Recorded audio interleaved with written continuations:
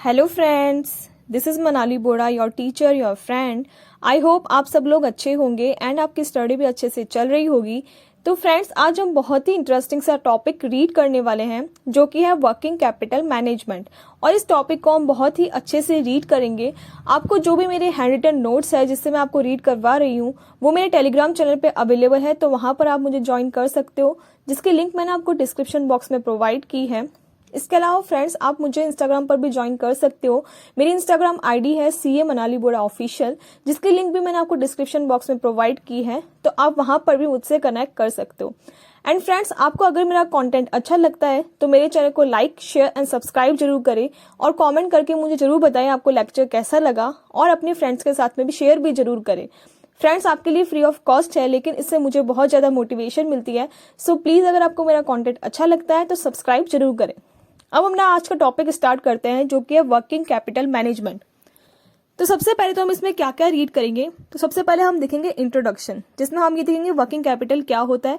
Second, हम देखेंगे need of working capital, एक बिजनेस में क्या नीड होती है वर्किंग कैपिटल की। थर्ड, हम देखेंगे कैश साइकिल किसको बोलता है।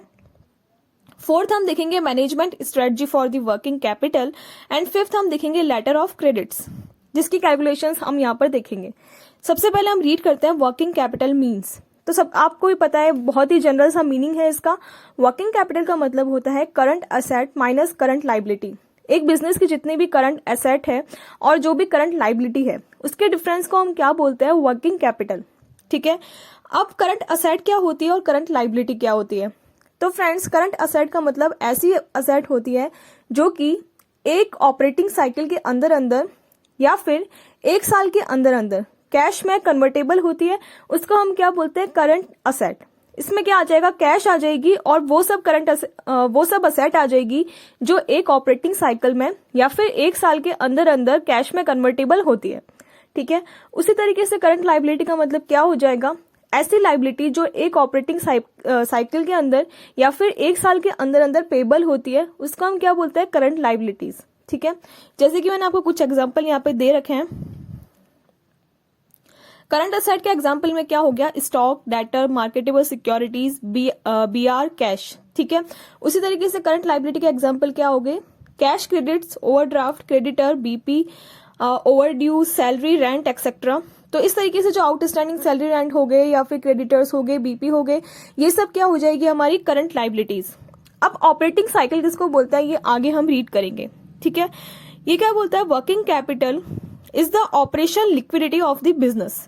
इसको ऑपरेशन लिक्विडिटी क्यों बोला है, ऑपरेटिंग लिक्विडिटी होती है ये बिजनेस की, क्योंकि फ्रेंड्स, असेट दो तरीके की होती है। एक तो क्या होती है, लॉन्ग टर्म असेट, जो कि हमारी मशीनरी में या फिर हमारे प्लांट के अंदर इन्वेस्ट होती है या फिर हमारी लैंड हो गई। तो ये जो लॉन्ग टर्म असेट होती है, जैसे कि नाम से ही पता लग रहा है, इसको हम लॉन्ग टर्म पर्पज से इन्वेस्ट करते हैं इसके अंदर। हम इससे जो है वो कैश रियलाइज नहीं करते डे टू डे वर्क के लिए। तो डे टू डे वर्क के लिए जो कैपिटल काम में आती है वो वर्किंग कैपिटल होती है। इसी को हम क्या बोलते हैं, ऑपरेशन लिक्विडिटी।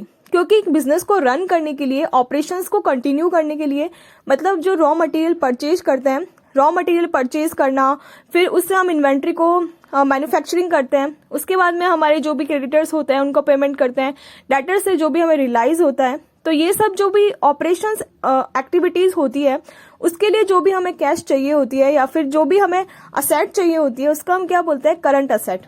तो ये क्या बोलता है, working capital is the operation liquidity of the business. ठीक है फ्रेंड्स, आई होप आपको यहां तक समझ में आया होगा। नेक्स्ट ये बोलता है working capital is equal to current asset minus current liability. तो ये हम ऑलरेडी रीड कर चुके हैं। अब करंट रेशियो या वर्किंग कैपिटल रेशियो किसको बोलते हैं, तो वर्किंग कैपिटल रेशियो का फॉर्मूला क्या होता है, current asset upon current liability. ठीक है। तो ऑब्वियसली फ्रेंड, यहाँ पर जो करंट असेट का रेशियो देख रहे हैं हम करंट लाइबिलिटी से, तो ये 1 से अबव होगा तभी वो बिजनेस के लिए अच्छा होगा। मतलब 1 से अबव होने का मतलब क्या है कि जो करंट लाइबिलिटी है उससे ज्यादा हमारी करंट असेट है। मतलब लाइबिलिटीज को पेमेंट करने के लिए हमारे पास सफिशिएंट पैसा है, इसके बाद भी हमारे पास में असेट बच रही है, तो वो हमारे लिए, हमारे बिजनेस के लिए एक एफिशिएंट पोजीशन है। लेकिन फ्रेंड्स, किसी भी बिजनेस के लिए जो एफिशिएंट करंट रेशियो होता है वो 1.5 से लेकर 2 के बीच तक का हम एफिशिएंट रेशियो बोल सकते हैं। लेकिन ये बिजनेस टू बिजनेस वैरी करता है। लेकिन अगर हम देखिए तो 1.5 से 2 का जो बीच का रेशियो होता है वो नॉर्मली बिजनेस के लिए एफिशिएंट रेशियो माना जाता है। ठीक है। अगर 2 से अबव करंट रेशियो है या फिर वर्किंग कैपिटल रेशियो है तो इसका मतलब ये नहीं है कि बिजनेस बहुत अच्छा कर रहा है। इसका मतलब ये है कि जो बिजनेस की असेट है उसको प्रॉपरली एलोकेट नहीं किया गया है, मतलब पैसा कहीं ना कहीं ब्लॉक हो रखा है, या तो वो डेटर्स के अंदर ब्लॉक हो रखा है, या फिर हमने क्या किया, क्रेडिटर्स को तो पेमेंट कर दिया लेकिन डेटर्स से हमारा पैसा नहीं आया तो वहां पर भी हमारी कैश ब्लॉक हो गई, या फिर इन्वेंट्री है वो फिनिश गुड्स बहुत ज्यादा बनाकर रख दी तो वहां पर भी हमारी कैश ब्लॉक हो गई, या फिर जो हमारी असेट है वो ब्लॉक हो रखी है। तो 2 से अबव का रेशियो है वो नॉर्मली एफिशिएंट रेशियो नहीं माना जाता, ठीक है। अब हम रीड करेंगे need of the working capital. तो वैसे तो वर्किंग कैपिटल आपको समझ में आ ही गया होगा, जो ऑपरेटिंग एक्टिविटीज है उसको कंडक्ट करने के लिए वर्किंग कैपिटल चाहिए होती है।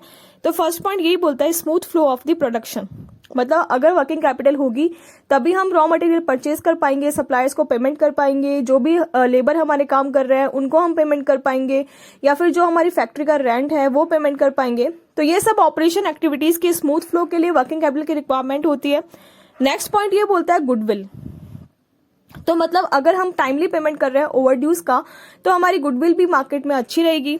इसके अलावा जो सॉल्वेंसी पोजीशन है या लिक्विडिटी पोजीशन है वो भी हमारी वर्किंग कैपिटल पर ही डिपेंड करती है, क्योंकि फ्रेंड्स जो लॉन्ग टर्म असेट होती है वो लॉन्ग टर्म पर्पस के लिए होती है, लेकिन डे टू डे के बिजनेस को रन करने के लिए हमारे पास में वर्किंग कैपिटल का होना जरूरी है। तो कोई भी कंपनी सॉल्वेंट मानी जाएगी अगर वर्किंग कैपिटल नहीं होती है या फिर नेगेटिव होती है तो सॉल्वेंसी को भी खतरा होता है, ठीक है। तो इसलिए लिक्विडिटी और सॉल्वेंसी के लिए वर्किंग कैपिटल की एक नीड होती है बिजनेस के अंदर। नेक्स्ट ये बोलता है advantage of the cash discount. ऐसा क्यों बोला गया है, क्योंकि हमारे पास में अगर वर्किंग कैपिटल होगी तो हम सप्लायर को इंस्टेंट पेमेंट कर पाएंगे और कैश डिस्काउंट है उसका बेनिफिट हमें मिल जाएगा। नेक्स्ट ये बोलता है इजी लोन्स। तो अगर हम बैंक से या फिर किसी भी इंस्टीट्यूशन से लोन लेते हैं तो सबसे पहले वो हमारी लिक्विडिटी पोजीशन को चेक करता है। अगर लिक्विडिटी पोजीशन कब अच्छी होगी, जब हमारे पास में वर्किंग कैपिटल होगी। तो अगर हमारी वर्किंग कैपिटल पोजीशन अच्छी है तो उस केस में हमको लोन भी है वो आसानी से मिल जाएंगे। नेक्स्ट ये बोलता है timely payment of the dividend. तो हमारे पास में अगर वर्किंग कैपिटल है तो हम डिविडेंड का पेमेंट भी टाइमली कर सकते हैं। ऑपरेटिंग साइकिल है वो हमारा कंप्लीट होगा फटाफट से और प्रॉफिट हमारे जो है वो बढ़ेंगे। ऑपरेटिंग साइकिल मैंने बताया जैसे कि इन्वेंट्री परचेज करने से लेके मैन्युफैक्चरिंग देन डेटर से जो रियलाइजेशन होता है इसको हम ऑपरेटिंग साइकिल बोलते हैं, ठीक है। तो अगर हमारे पास में वर्किंग कैपिटल होगी तो हम टाइमली रॉ मटेरियल परचेज कर पाएंगे, टाइमली प्रोडक्शन कर पाएंगे, जिससे हमारा ऑपरेटिंग साइकिल है वो फटाफट से कंप्लीट होगा। और जब हम फिनिश गुड्स को सोल्ड आउट करेंगे और ऑपरेटिंग साइकिल है जो हमारा कंप्लीट हो जाएगा तो हमारे प्रॉफिट्स भी इंक्रीज होंगे।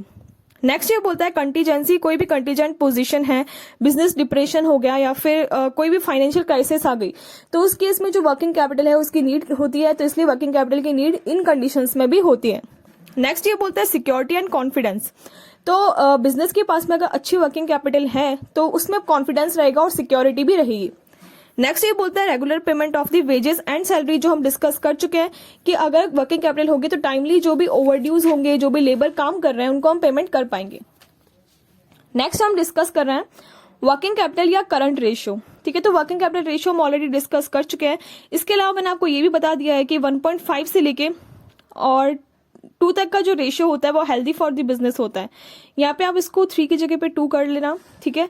तो if company's current ratio is in the range then it generally indicates the good short term financing strength, ठीक है। If the current ratio is more than the acceptable level it means the company's funds are blocked unnecessary. जैसे कि हम पहले discuss कर चुके हैं कि इससे ज्यादा अगर वर्किंग कैपिटल रेशियो होगा तो इसका मतलब ये नहीं है कि कंपनी की करंट असेट अच्छी है, इसका मतलब ये है कंपनी ने अपनी असेट का प्रॉपरली एलोकेशन नहीं किया है, ठीक है।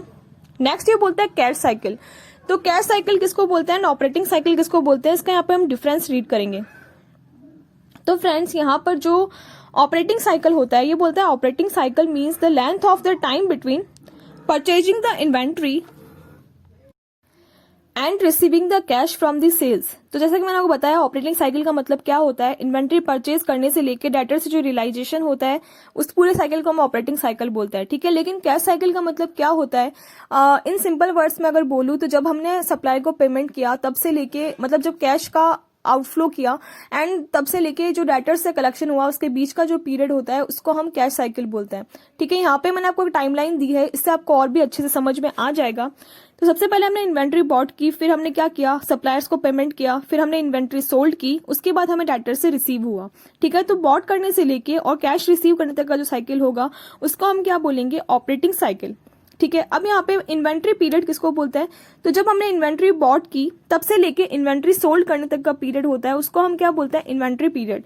उसी तरीके से अकाउंट पेबल पीरियड कहाँ से कहाँ तक हो गया, इन्वेंट्री बॉट करने से लेके जब तक हमने सप्लायर को पेमेंट किया तब तक ये पीरियड क्या हो गया, अकाउंट पेबल पीरियड। ठीक है। एंड अकाउंट पेबल पीरियड से पीरियड जहाँ पे खत्म होता है, मतलब जहां पे हमने अपने सप्लायर्स को पेमेंट कर दिया, वहां से लेके जब तक हमें डेटर्स से कैश रिसीव हुआ, तो वो क्या हो गया, कैश साइकिल। जैसे कि मैंने आपको बताया था, ये बोलता है cash cycle is the length of time between the paying for inventory and receiving the cash from the sales. ठीक है। उसी तरीके से अकाउंट रिसीवेबल पीरियड क्या हो गया, यहाँ पर इन्वेंट्री सोल्ड करने से लेके जब तक हमें कलेक्शन रिसीव हुआ, वो हो गया हमारा अकाउंट रिसीवेबल पीरियड। ठीक है। तो यहाँ पर दो फॉर्मूलाज दे रखे हैं। फर्स्ट क्या बोलता है, operating cycle means the inventory period plus average receivable period. तो बहुत ही सिंपल है, इन्वेंट्री पीरियड जब हमने इन्वेंट्री बॉट की तब से लेके सोल्ड का, उसके बाद का जो पीरियड है, जो अकाउंट रिसीवेबल पीरियड है, इन दोनों को हम ऐड कर देंगे तो हमारे पास में क्या आ जाएगा, ऑपरेटिंग साइकिल। उसी तरीके से कैश साइकिल क्या हो गया, तो जो टोटल पीरियड है वो क्या हो गया, ऑपरेटिंग पीरियड या ऑपरेटिंग साइकिल हो गया। टोटल तो क्या हो गया, ऑपरेटिंग साइकिल। अब इसमें से अगर हम क्या करें, एवरेज पेमेंट पीरियड मतलब अकाउंट पेबल पीरियड अगर लेस कर दे तो हमारे पास में क्या, कैश साइकिल। तो बहुत ही सिंपल सा लॉजिक है इसके पीछे। बस जो हमने क्या किया, ऑपरेटिंग साइकिल तो पूरा पीरियड हो गया, उसमें से अगर अकाउंट पेबल पीरियड हम लेस कर दे तो हमारे पास में क्या आ जाएगा, कैश साइकिल। तो ये क्या बोलता है, फ्रॉम व्हेन वी पे out the cash, how long will be before cash comes in. तो वो हमारा क्या हो गया, कैश साइकिल। ठीक है। तो जब हमने पेमेंट किया तब से लेके हमें रिसीव होने में कितना टाइम लगा, उसके बीच का जो टाइम होता है उसको हम क्या बोलते हैं, कैश साइकिल। आई होप आपको यहां तक समझ में आया होगा। नेक्स्ट हम एक एग्जांपल से रीड करेंगे, बहुत ही अच्छा एग्जांपल है ये। लेकिन इससे पहले हम एक और चीज डिस्कस कर लेते हैं, वर्किंग कैपिटल मैनेजमेंट पॉलिसी। ठीक है। तो एक बिजनेस के अंदर वर्किंग कैपिटल की मैनेजमेंट की 3 टाइप्स ऑफ पॉलिसी हो सकती है। फर्स्ट पॉलिसी जो होती है वो होती है कंजर्वेटिव पॉलिसी, सेकंड आती है मॉडरेट पॉलिसी एंड थर्ड होती है अग्रेसिव पॉलिसी। जैसे कि यहाँ पे एक डायग्राम है, उससे आपको क्लियर हो जाएगा एकदम आसानी से कि यहाँ पे हमने क्या किया, एक्स एक्सिस पे सेल्स ले ली एंड वाई पे क्या ले लिया हमने, करंट असेट। ठीक है। तो यहाँ पे कंजर्वेटिव पॉलिसी के अंदर तो हम क्या करते हैं, जितनी हमारी सेल्स है उससे कहीं ज्यादा हम करंट असेट को मेंटेन करते हैं, क्योंकि हमें पता नहीं होता कि जो डिमांड है उसका ट्रेंड क्या रहने वाला है। मतलब कैसी भी कंडीशन हो, हमारे पास क्या होनी चाहिए, करंट असेट है वो बहुत ज्यादा होनी चाहिए, ताकि हम कैसी भी डिमांड आ जाए उसको सेटिस्फाइड कर पाए। तो ये होती है कंजर्वेटिव पॉलिसी। मॉडरेट पॉलिसी के अंदर क्या होता है, हम सेल्स के बराबर यहाँ पर वर्किंग कैपिटल मेंटेन करते हैं या करंट असेट मेंटेन करते हैं। मतलब अगर सेल्स में 1% चेंज होगा तो यहाँ पर हमारी असेट के अंदर भी 1% चेंज होगा। थर्ड आती है अग्रेसिव पॉलिसी, जिसमें हम हायर रिस्क लेते हैं। यहाँ पर लिक्विडिटी की रिस्क होती है, क्योंकि हम क्या करते हैं, सेल्स से कम यहाँ पर असेट को मेंटेन कर रहे हैं। मतलब जितनी भी हमारे पास में असेट आती है उससे हम ज्यादा प्रोडक्शन करके प्रॉफिट कमाना चाह रहे हैं, तो यहाँ पे लिक्विडिटी पे ज्यादा ध्यान नहीं दिया जाता है, यहाँ पर प्रॉफिट पे ज्यादा ध्यान दिया जाता है। ठीक है। आई होप आपको 3 टाइप ऑफ पॉलिसीज है वो क्लियर हो गई होगी। नेक्स्ट हम रीड करेंगे ये एग्जाम्पल। सबसे पहले यहाँ पर हम 2 कंपनीज है, एक है PQR लिमिटेड और दूसरी है ABC लिमिटेड। ठीक है। हम इन दोनों को कंपेयर करेंगे और देखेंगे किसने वर्किंग कैपिटल का मैनेजमेंट है वो अच्छे से किया। सबसे पहले PQR लिमिटेड का हम देखते हैं। तो ये क्या बोलता है कि यहाँ पर जैसे PQR लिमिटेड है वो फर्नीचर मैन्युफैक्चरिंग कंपनी है। अब मान लो इसने क्या किया, सप्लायर से रॉ मटेरियल लिया एंड इसको पेमेंट कर दिया। अब जो इसके पास में रॉ मटेरियल आया, उसने यहाँ पे 100 चेयर्स बनाई उससे, जिसकी cost I 2 lakh and price थी, सेलिंग प्राइस 3 लाख। मतलब प्रॉफिट कितने का हो गया, 1 लाख का यहाँ पे प्रॉफिट हो गया। उसने क्या किया, रिटेलर्स को सोल्ड आउट कर दिए 100 चेयर्स एंड उसने क्या किया, अपने जो डेटर है उनको 90 डेज का क्रेडिट पीरियड यहाँ पे अलाउड कर दिया। ठीक है। तो सबसे पहले हम इस पोजीशन का एनालिसिस करते हैं। मान लो यहाँ पर कैश पहले से उसके पास में पड़ी थी 1 लाख की। ठीक है। तो अब यहाँ पे करंट पोजीशन क्या होगी वो हम देखते हैं। तो मान लो यहाँ पर कैश उसके पास 1 लाख थी एंड इन्वेंट्री थी, उसका स्टॉक था पहले से क्लोजिंग स्टॉक 4 लाख। ठीक है। तो यहाँ पर 4 लाख का क्लोजिंग स्टॉक था, उसमें से हमने क्या किया कि 2 लाख का है वो सोल्ड आउट कर दिया। ठीक है। अब 2 लाख यहाँ पर हमारे पास में बचता है, मतलब टोटल स्टॉक जितना ओपनिंग था 2 लाख एंड हमने इस साल और क्या किया, 2 लाख का मैन्युफैक्चरिंग और कर ली, तो हमारे पास टोटल 4 लाख हो गया। उसमें से हमने 2 लाख सोल्ड आउट कर दिया, तो अब जो क्लोजिंग स्टॉक बचता है वो 2 लाख है। ठीक है। अब यहाँ पर हमने डेटर्स को क्रेडिट पीरियड अलाउड किया 90 डेज का, तो हमारे डेटर्स हो गए यहाँ पे कितने, 3 लाख के। ठीक है। तो यहाँ पर हम नेट वर्किंग कैपिटल कैलकुलेट करेंगे एंड फॉर एग्जाम्पल मान लो यहाँ पे कैश क्रेडिट इसकी 2 लाख है। ठीक है। तो टोटल यहाँ पे वर्किंग कैपिटल कितनी आ जाएगी, 1 लाख कैश हो गई, स्टॉक हो गया 2 लाख का, एंड डेटर्स हो गए 3 लाख, एंड यहाँ पर 2 लाख की हमारी कैश क्रेडिट्स हो गए। तो यहाँ पर टोटल 4 लाख की यहाँ पर नेट वर्किंग कैपिटल हो गई। अगर हम वर्किंग कैपिटल रेशियो की बात करें तो total asset upon total liabilities हो जाएगा, तो 6 लाख बाई 2 लाख हो जाएगा। तो यहाँ पर 3 का यहाँ पे क्या आ गया, वर्किंग कैपिटल रेशियो आ गया। ठीक है, अब हम एनालिसिस करते हैं सेकेंड कंपनी का, जो कि है एबीसी लिमिटेड। अब एबीसी लिमिटेड ने क्या किया, अपने सप्लायर से परचेज किया रॉ मटेरियल, लेकिन उसने क्या किया, इंस्टेंट पेमेंट नहीं किया। उसने क्या किया, सप्लायर से 90 डेज का क्रेडिट ले लिया, एंड जो रिटेलर्स है जिनको सोल्ड आउट किया आगे, उनको भी 90 डेज का क्रेडिट पीरियड अलाउ कर दिया। ठीक है, तो यहाँ पर क्या हुआ, दोनों सिचुएशन में डिफरेंस क्या है कि जो पीक्यूआर लिमिटेड थी उसने तो क्या किया, सप्लायर को तो पेमेंट कर दिया, लेकिन अपना जो पैसा है वो ब्लॉक कर दिया डेटर्स के अंदर। लेकिन यहाँ पर एबीसी लिमिटेड ने क्या किया, सप्लायर का भी पैसा रोक के रख लिया 90 डेज के लिए। तो इस तरीके से जो डेटर से जो पैसा आएगा तो हम इसको पेमेंट कर देंगे। ठीक है, बाकी सेम सिचुएशन है, सेम पोजीशन है। 100 चेयर मैन्युफैक्चर की कॉस्ट थी 2 लाख, प्राइस थी 3 लाख, एंड मान लो यहाँ पे सप्लायर को पेमेंट किया रॉ मटेरियल के लिए 1,50,000 का। ठीक है, अब यहाँ पे ओपनिंग कैश मान लो 1 लाख की थी पहले से इस कंपनी के पास में। इन्वेंट्री यहाँ पे 4 लाख थी, लेकिन उसमें से 2 लाख की यहाँ पे सोल्ड आउट कर दी, तो यहाँ पे 2 लाख की इन्वेंट्री बच गई। ठीक है, अकाउंट रिसीवेबल हो गई 3 लाख के, कैश क्रेडिट हो गया 2 लाख। ठीक है, सॉरी, एंड यहाँ पर सप्लायर हो गए यहाँ पे 1,50,000 के, यहाँ पे क्रेडिटर्स भी हो गए, क्योंकि यहाँ पे सप्लायर से हमने क्या किया, क्रेडिट पीरियड लिया 90 डेज का। ठीक है, तो यहाँ पर अब हमारी पोजीशन क्या बचती है नेट वर्किंग कैपिटल की, तो 1 लाख की कैश हो गई। ठीक है, प्लस 2 लाख यहाँ पर क्या हो गए, इन्वेंट्री के, प्लस 3 लाख की यहाँ पे डेटर्स हो गए, एंड माइनस 2 लाख का यहाँ पे कैश क्रेडिट हो गया, एंड क्रेडिटर्स भी यहाँ पर है 1,50,000 के, तो वो भी आ गए। तो टोटल हमारे पास में वर्किंग कैपिटल आ गई कितनी, 2,50,000। ठीक है, अब वर्किंग कैपिटल रेशियो की बात करें तो current asset upon current liabilities, तो करंट असेट यहाँ पे 6 लाख की हो गई, एंड करंट लाइबिलिटीज कितनी हो गई, 3,50,000। तो 1.71 यहाँ पर वर्किंग कैपिटल रेशियो आ गया। अगर हम एफिशिएंट वर्किंग कैपिटल रेशियो की बात करें तो जैसे कि मैंने आपको बताया था कि 1.5 से 2 के बीच का जो रेशियो होता है इसे एफिशिएंट माना जाता है। तो यहाँ पर एफिशिएंट वर्किंग कैपिटल रेशियो है, लेकिन जो प्रीवियस कंपनी थी उसमें वो एफिशिएंट नहीं था, वो 2 से अबव था। उसका रीजन क्या था, क्योंकि उसका पैसा डेटर्स में ब्लॉक था, लेकिन उसने सप्लायर्स को पेमेंट कर दिया था। ठीक है, अब यहाँ पे जो एबीसी लिमिटेड है उसने क्या किया, एक सेकंड ऑप्शन पे और गई। उसने क्या किया, उसने सोचा कि मेरे पास में वर्किंग कैपिटल होगी तो मैं उससे क्या कर पाऊंगा, बिजनेस को रन कर पाऊंगा और ज्यादा प्रोडक्शन कर पाऊंगा। तो डेटर से तो अभी रियलाइजेशन नहीं मिल रहा है, लेकिन एक ऑप्शन इन्होंने अपनाया और वो बैंक के पास गए और बैंक से बीआर करवा लिया। यहाँ पर आपको पता होगा बिल रिसीवेबल वाला कॉन्सेप्ट, डिस्काउंटिंग करवा ली यहाँ पे बैंक से। तो बैंक ने क्या किया, यहाँ पर जो एबीसी लिमिटेड के जो डेटर्स थे 3 लाख के, उनको खरीद लिया।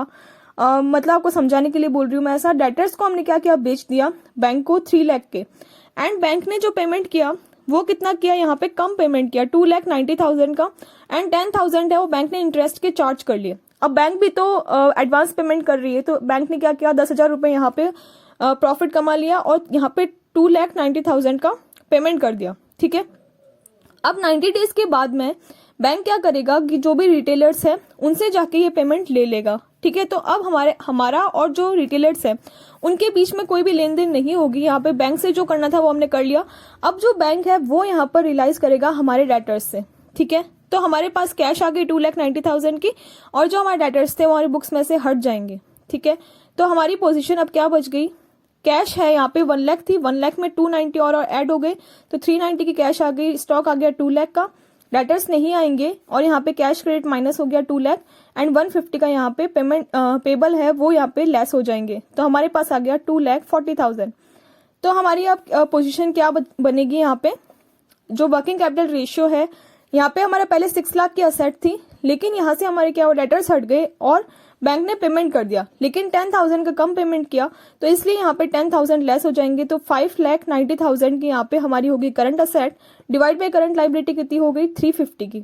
ठीक है, तो हमारा रेशियो क्या बन गया 1.69।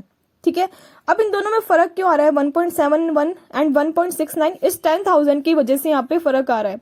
ठीक है, बाकी तो हमारे जो डेटर्स थे वो हट गए और हमारी कैश है वो यहाँ पे हमारी असेट साइड में आ गई। अब इस कैश का यूटिलाइजेशन हम कर सकते हैं डे टू डे एक्टिविटीज के अंदर। ठीक है, अब यहाँ पे मैंने आपको कंपैरिजन चार्ट प्रोवाइड किया है PQR limited versus ABC limited. तो पीक्यूआर लिमिटेड की बात करें तो इसका हाई करंट रेशियो है जो कि है 3, लेकिन एबीसी लिमिटेड का हेल्दी करंट रेशियो है जो कि है 1.69। PQR limited comfortable in meeting the short term liability, वैसे ही एबीसी लिमिटेड भी कंफर्टेबल है, दोनों ही अपनी शॉर्ट टर्म लाइबिलिटी मीट कर सकती है क्योंकि दोनों का जो रेशियो है 1 से अबव है। ठीक है, नेक्स्ट ये बोलता है no use of the supplier credit. PQR ने सप्लायर क्रेडिट का यूज नहीं किया, जबकि एबीसी लिमिटेड था उसने सप्लायर क्रेडिट का यूज किया था, 90 डेज का क्रेडिट लिया था सप्लायर से। नेक्स्ट ये बोलता है पीक्यूआर लिमिटेड ने बैंकिंग सिस्टम का यूज नहीं किया, लेकिन एबीसी लिमिटेड ने क्या किया, डिस्काउंटिंग किया और बैंकिंग सिस्टम को यूज किया। ठीक है, पीक्यूआर लिमिटेड की मनी है ब्लॉकअप है असेट के अंदर। मैंने आपको बताया था कि अगर 2 से अबव है तो वो मनी है वो ब्लॉक है असेट के अंदर, डेटर्स के अंदर यहाँ पर ब्लॉक है। लेकिन जो एबीसी लिमिटेड है उसका पैसा ब्लॉक नहीं है क्योंकि उन्होंने एफिशिएंट बैंक उन्होंने क्या किया, एक तो सप्लाई क्रेडिट लिया, दूसरा उन्होंने बैंकिंग सिस्टम को यूज किया। तो अब जो पैसा रियलाइज हुआ वो कहीं और पे लगा सकती है, चाहे तो वो उससे और ज्यादा प्रोडक्शन करके और ज्यादा प्रॉफिट कमा सकती है, या फिर कहीं स्टॉक मार्केट में लगा सकती है, या फिर कोई इन्वेस्टमेंट करना हो लॉन्ग टर्म असेट में तो वहां पर भी यूज ले सकती है। तो इस तरीके से जो मैनेजमेंट था वर्किंग कैपिटल का वो एबीसी लिमिटेड का ज्यादा अच्छा था पीक्यूआर लिमिटेड से। आई होप आपको ये एग्जाम्पल समझ में आया होगा। फ्रेंड्स, मैंने आपको एकदम अच्छे से समझाने की कोशिश की है इसको। अगर आपको ये टॉपिक समझ में आया हो तो मुझे कमेंट करके जरूर बताना, और आपके कोई सजेशन है तो वो भी मुझे जरूर बताना। तो friends, stay positive, always believe in your self, all the best.